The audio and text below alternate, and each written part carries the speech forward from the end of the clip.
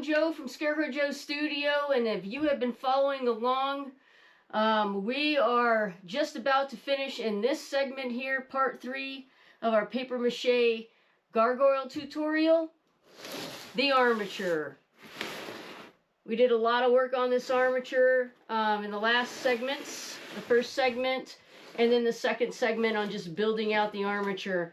We're going to continue on in this segment, and we're going to finish it up, start strip macheing it, get it all strip mached, and then once it dries, we're going to go back in segment 4 and start sculpting this thing. So without further ado, let's get into it. All right, we have a little bit more work to do on the armature. Most of it involves blocking in all of these open areas. There's a lot of open areas that we have not blocked in. In the back, we did block in some of it, but we're going to continue to block in and over on the head. And the reason that we're doing this is because we need a surface area to apply our wet strip mache onto. You really can't take wet strip mache pieces of newspaper and kind of put it over like this. It's going to get really heavy and it's going to sag in the center, so it needs to have something to adhere to and not just these open areas. So what we're going to do is, once again, I've taken a lot of thin flexible cardboard. I've cut them into 1/2 inch to 3/4 inch strips. That's the width. So the first thing that I think we're going to do is we're going to turn this around here, and we're going to start on the back, and we're going to start building up strips by applying with our thin flexible pieces of cardboard, just like this, all the way around, similar to what we did with the head of our gargoyle. And we're going to just start blocking it in. Now these, we do want to be a little bit taut. You know, we don't want to have them bowed out so much. We do want them to be, you know, pretty flush up against our form here. So you're just going to measure it off, make sure that you do have a surface area here so that you can attach it to the side of the cardboard on both sides. So that's how I'm going to begin. Once again, you know, I don't need all of this length back here, so I'm going to just go trim it. Trim that area. And then on my ends, squirt some hot glue. And this is where I've chosen to start. You could start at the bottom. You could start at the top. We're going to put strips up here and then above where the head is connected. After we get all of this grid in, we're going to go ahead and put strips across this way as well. So right now, I'm just going to continue on and applying my strips along the back area. Right, this is the area where I previously had blocked in using some crumbled up newspaper. And then I wrapped some masking tape around them, hot glued them into place. So this is the back. This is how that looks. Now what we need to do, because we really don't have a whole lot, I mean, we could hook them to the back of the wings like this. That would be okay. But what I really want to do is go from the head and come down to here and start applying it in this direction. So that's what we're going to do. So I'm hoping that you can see this. Here's the top of the head. We've got this surface area back here. So what I'm going to do is take a piece of my thin flexible cardboard, and actually from the top of the gargoyle's head, I'm going to hot glue into place here and hot glue it into place as far down on the body where the other piece of cardboard strip has already been glued into place. And you can actually do this sort of like in a directional, have a directional way to it, where you just kind of hook them that way. But that's what you're going to do. So I'm going to go ahead, once again, with my hot glue, both ends. And from the top of his head on that side, and like I did previously, I'm taking a piece of my masking tape and putting it over that section where I hot glued it to hold it in place until it sets up. So I'm taking my other piece down here, trying to match it so it's the form or the shape of the body and how it kind of bends a little bit. So you want to try to kind of keep that shape in there. So you could go ahead, I'm once again going to go ahead with my piece of masking tape, hold that in place, and I'm going to put another one, kind of the same area right in there. So from the top of the head all the way down to the midsection here. All right, so I have two of them attached. I think what I'm going to do is put another one, again, attached to the top of the head. And I'm going to attach it down here and block in more of that area. And I will do the same on this other side as well. Okay, so I have this blocked in. I have this down here blocked in. We have a bunch of open areas right around in the sides where the neck is, in here where the sides are, that we need to do the same thing. So I'm going to continue on. Obviously you can't really like hook it over and block in where the wing is. That's fine. We're going to do something else where we'll do a crisscross with it. But I'm going to continue on and block in these areas here using some of my strips of cardboard. So a lot of them are going to kind of just go like this. You want a longer strip so that you're not getting burned with hot glue. Leave yourself plenty of room. But let me give you just a demonstration or an idea of what I'm going for here. So you can hook one right here at the side of the head, and it can go all the way down. So as you can see, I have that taped in place right here on the side of its face or head. And then with this other end, I'm going to curve it around and then hot glue it right on this section right here. So I want to give you guys a quick look at my progress so far and the top of the gargoyle. So all of these thin flexible cardboard strips I have hot glued to the head here, and then I've glued them down. On the sides of the head, I have two strips of the thin flexible cardboard going from the side of the head here on both sides, and they go all the way down, and I've hot glued them here in place. So let me pick this guy up, show you the bottom sections here. So that's my progress. That's plenty of thin flexible cardboard strips. When it's all said and done, if I feel like I need to block in some more down here, I'm probably just going to use some masking tape to do that. And I'll show you that when I get to that point. I'm going to move forward now, and I'm going to attach some more of these thin flexible cardboard strips basically across here to block in some of these areas on both sides. And then I'm going to attach some across here to block in these areas, and I'll work my way all the way down. I'm going to do that on both sides. Same thing on this side. And then any open areas here, I can bring in some more of those thin flexible cardboard strips.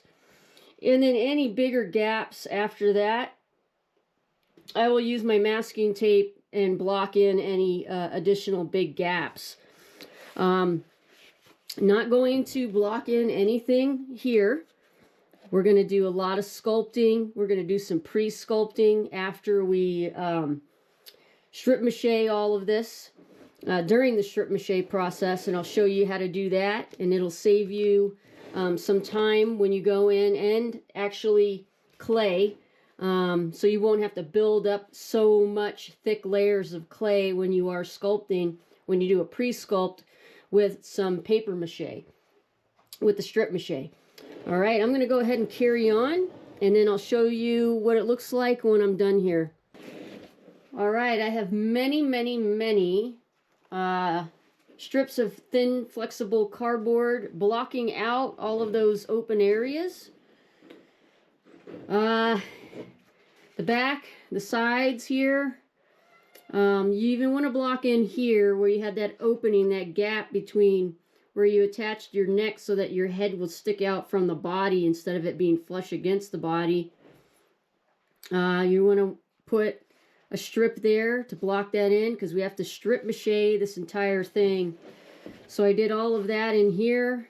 Try to give you a close look at that. There's some that are crisscrossing to just kind of block out any of those open areas. I didn't block in anything in the front here. That's all going to be sculpting. We are going to strip mache all of this. But we're not going to block any of that in with the thin flexible cardboard because we want these areas to protrude through and not block them off. So hopefully, you know, you could see that pretty good. And that is that. I feel that I don't need to go in with any of my masking tape and block in any more areas. I think this is a very good surface area for me to apply my strip mache onto. If you feel like you have some bigger gaps, I mean, I could probably put some more thin flexible strips of cardboard, you know, in here. But I think it's fine. It's got enough surface area for me to apply those strips of newspaper dipped in paste. But if you feel like you have some and you didn't really, you know, block it in enough with the cardboard, go ahead and use your masking tape and just tape it off. I have in the past actually not even used the thin flexible cardboard strips to do the blocking. In the past I have used just nothing but masking tape. And it works. However, there is a downfall to it because if you're just using masking tape, you use it the same way as if you're gluing in your strips of cardboard here. Don't use a cheap masking tape. You need a good sticky masking tape.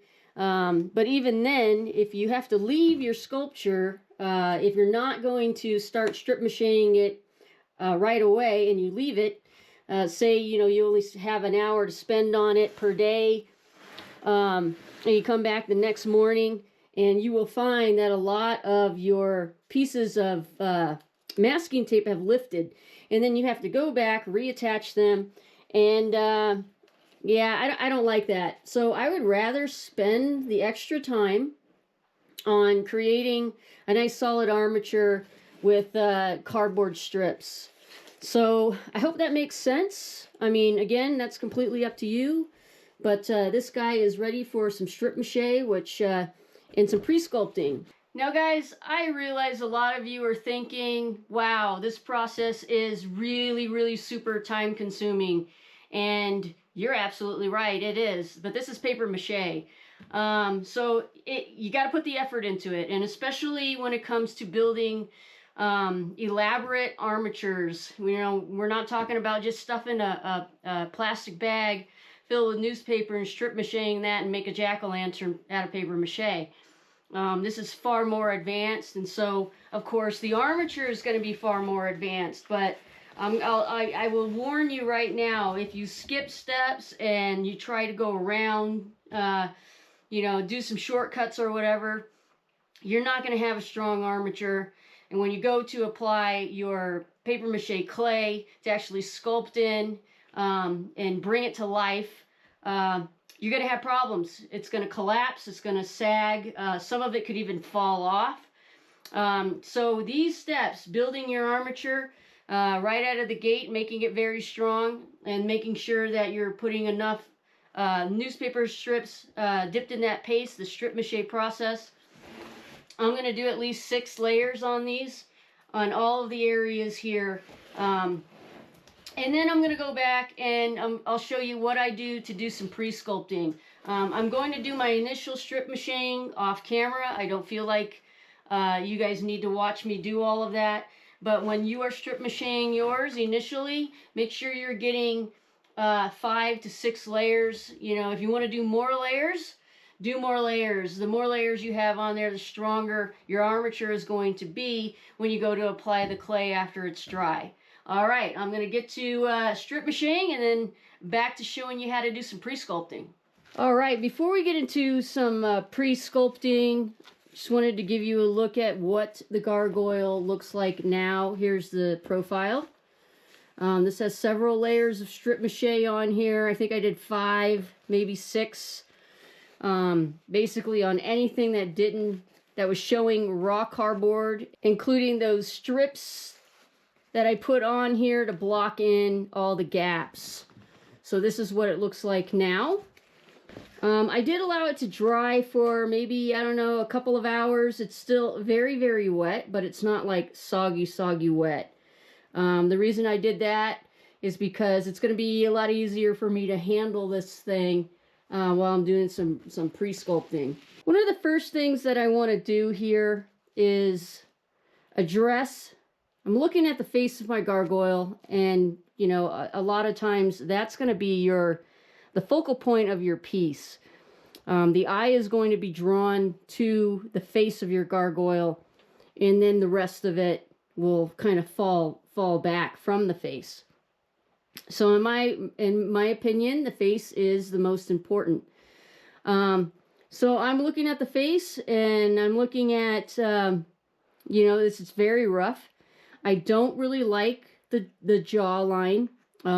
It's very round to me.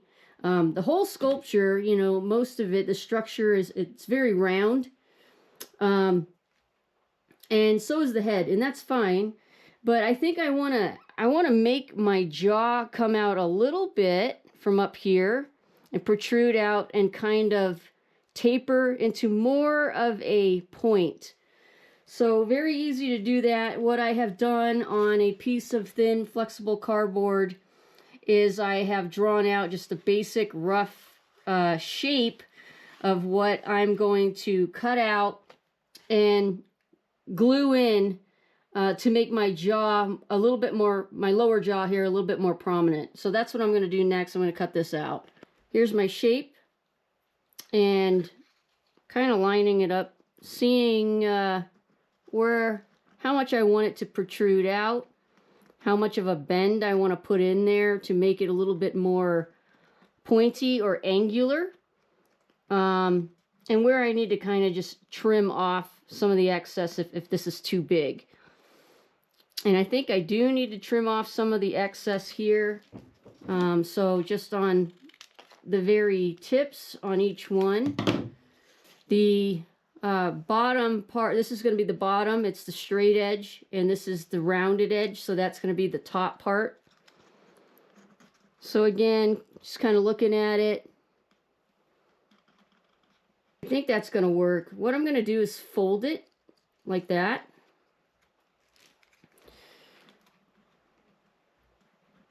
And I think I'm going to go ahead and attach it and glue it right about there, so it's coming down a little and it has more of a curvature. So with my hot glue, I'm going to go ahead and attach that. I have my little jaw piece in place now. Tilting that so you can see that. And let me tilt it this way. So it's going to protrude out a little bit more, and it's a bit more pointy or angular. Now, I have also, by doing this, created some gaps.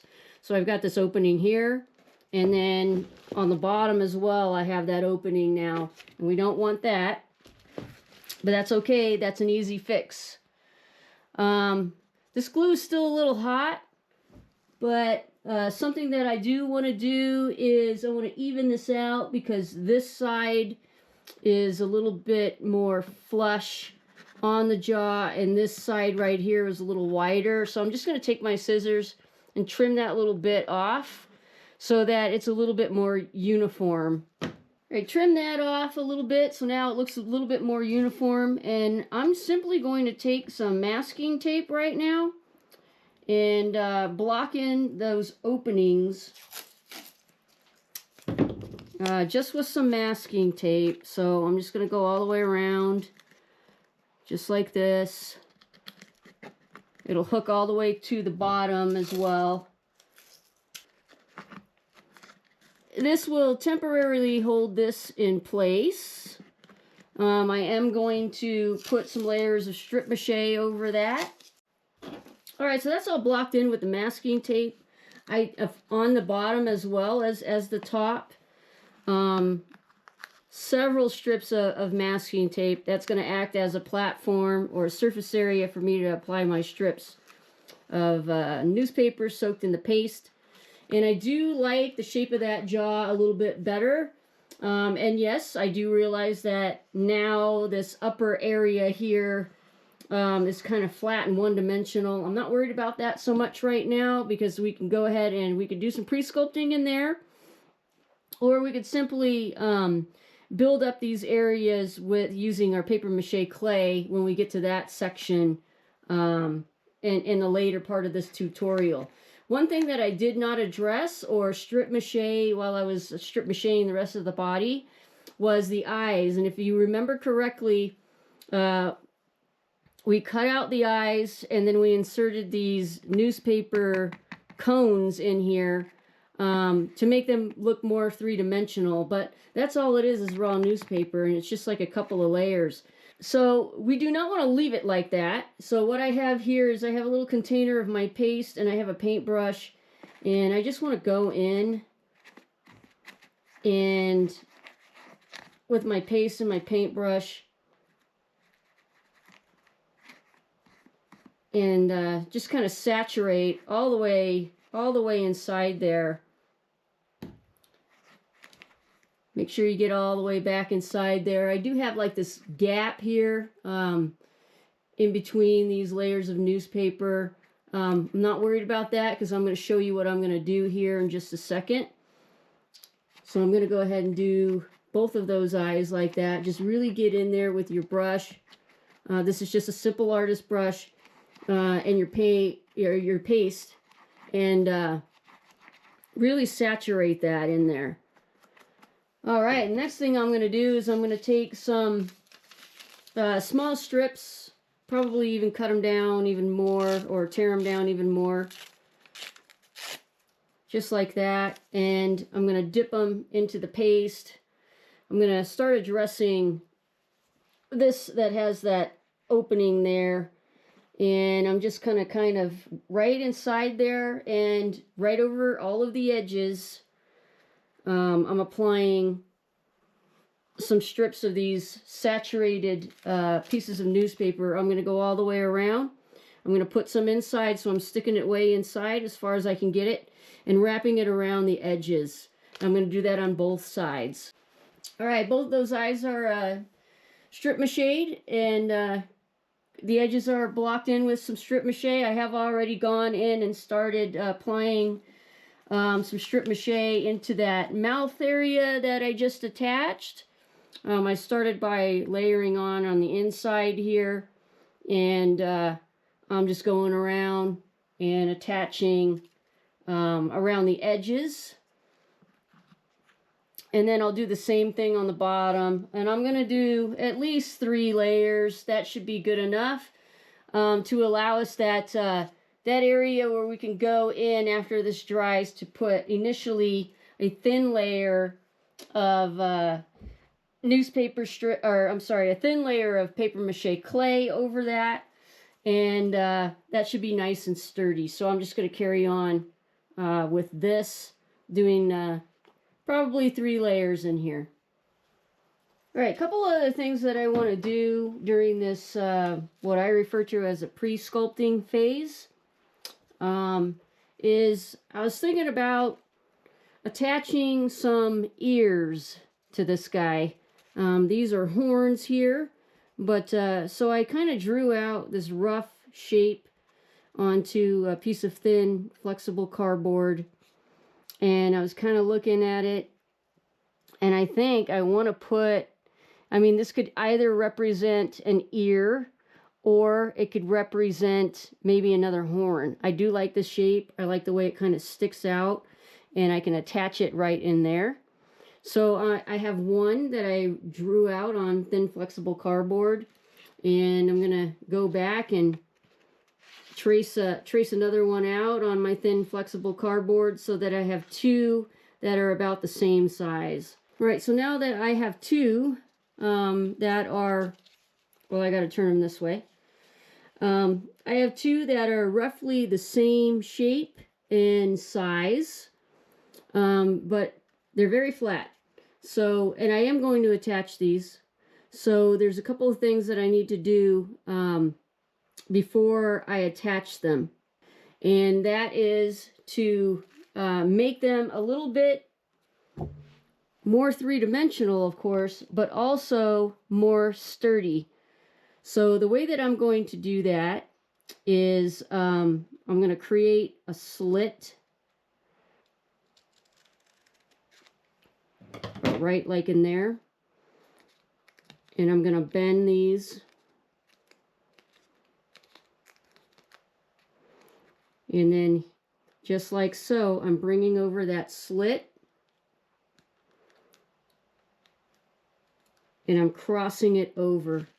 So just like that, and that makes that a lot more three-dimensional. Did the exact same thing with the other one. So now that I have two that are kind of shaped just like this, and first thing that I'm going to do with my hot glue gun is I'm going to squirt a little bit of hot glue on the flaps here where they kind of overlap, and that the hot glue will initially hold them both in place. All right, where I put those slits in there and then I curved over those pieces and glued them into place, I also put some masking tape over there or on top of those areas where the hot glue is to hold that in place. Next thing I'm going to do is I'm going to take my masking tape and I'm going to wrap masking tape, probably several layers of masking tape over all of these, what are going to be my ears, so that it'll make them a lot more sturdy to hold up with having some strip mache on them instead of just this thin, flexible piece of cardboard.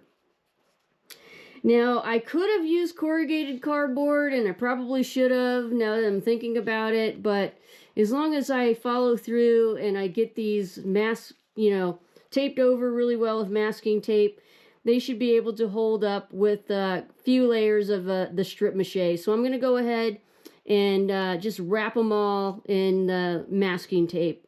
All right, I've got my ears taped over with several layers of masking tape. I especially put several layers, made sure it was taped over really well in that area where I made the slits, and curved over those pieces and hot glued them into place. So this is kind of what's going on right now. I could go ahead and insert these just the way they are, and then, I don't know, strip mache them after they've been inserted. But I think what I'm going to do, guys, is I'm going to, because it's still very, very wet, very, very wet, and in fact, it's so wet back here where I put layers of strip mache on here that when I grab the wing, you can see where the wing bent. So you want to be very careful with that. So I'm going to let this dry, and then off camera, I'm just going to go ahead and strip mache both of these ears separately, allow them to dry, and then when I go on to the sculpting phase, I'll insert them, and I'll put a slit in the mache, and then I will insert them, create some slits into the mache, insert them, hot glue them into place, and then I'll just sculpt them over. Last thing for the pre-sculpting that I want to kind of introduce you guys to is some other different elements that you can use, as well as not just using newspaper and cardboard to kind of build up some more of your features. But you can also use toilet paper, which I have toilet tissue or toilet paper. This really doesn't even matter if it has a pattern to it, because I'll show you in just a moment. Again, I have my paste here, and I'm looking at, and this is probably going to be the last thing that I'm going to do for pre-sculpting on this, but I just wanted to take the time and show you guys this. I'm looking at this, and I know that I'm going to eventually want to build up some of this brow area over its eye. It has this, you know, these slants here to the eyes. So I know definitely I want to build up a little bit, just kind of like that in that area, so that when I go back and this dries, without having the clay build up so much on there, it'll already have that pre-sculpt, and I can just clay over that without adding so much clay. So that is basically, you know, the gist of the pre-sculpt. But let me show you how that's done. I just kind of took, this is like 3 little squares of toilet paper. I folded all that in half, folded it again, and I'm just dipping the whole mess, the whole thing in here, in my paper mache paste. I'm kind of squeegeeing it out and kind of just rounding it, making it round. And I'm just sort of kind of gauging right now where I want the brow to be. I think probably I'm just going to build up about right there. So this piece, I'm just going to go ahead and tear that off. I'm going to leave that in place. And more than likely I have enough material here to sort of match that other side. It doesn't have to match completely. And this is a little bit longer, so I'm going to go ahead again, tear off some of that material.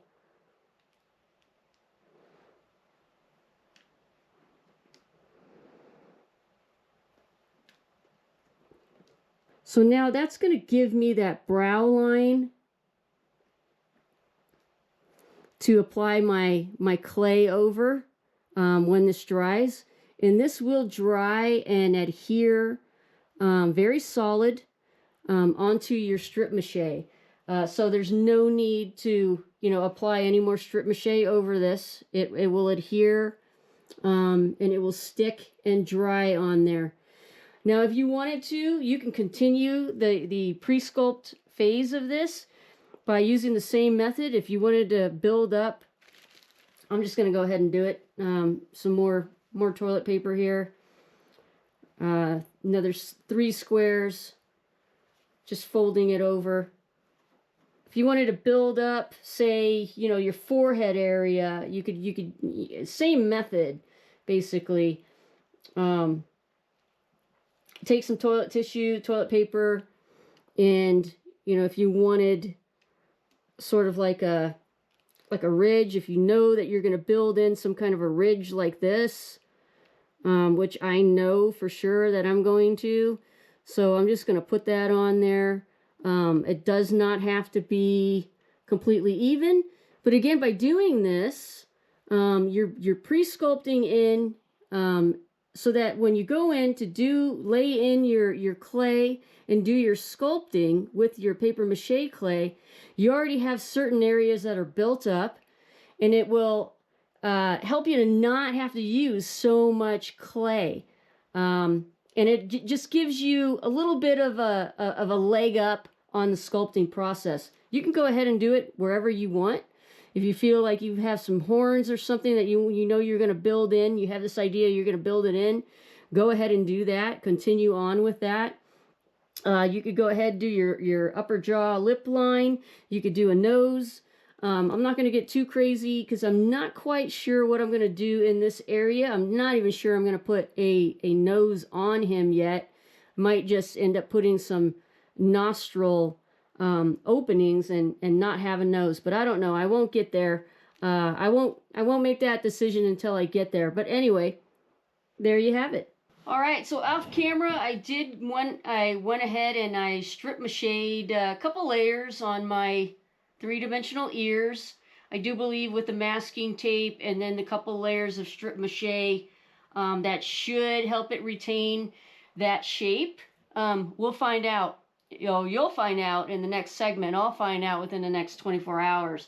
I have them propped up on this coffee can here, and I'm going to put that in front of a fan as well as this guy. But before I leave you on this segment, I just want to caution you, when you are doing your pre-sculpting, have a solid idea in your head before you get carried away and start doing a bunch of the pre-sculpting all over your sculpture. Because once this dries, it's going to dry very, very solid, very, very hard. And then if you don't like it, you know, you're looking at it and you're like, I don't know if I want to build up that much clay in those certain areas. It's going to be very, very difficult to take those or remove those pieces off of there. So that is a word of caution for you. But for now, I'm going to go ahead and put both of these in front of a fan. There's a lot of layers of strip mache on here. It's very wet. It's going to take at least 48 to 72 hours for this to dry completely. Do not mess with it. Don't mess with your sculpture for at least, I would say, 48 to 72 hours. And at that point, you should be good to go. And so on that note, this is a wrap for, segment 3 here of our gargoyle paper mache tutorial. We have finished the armature and we did some pre-sculpting. In the next segment coming up, we're going to start laying on some clay and building up some features. So until then, thank you for watching, and I'll catch you in the next one.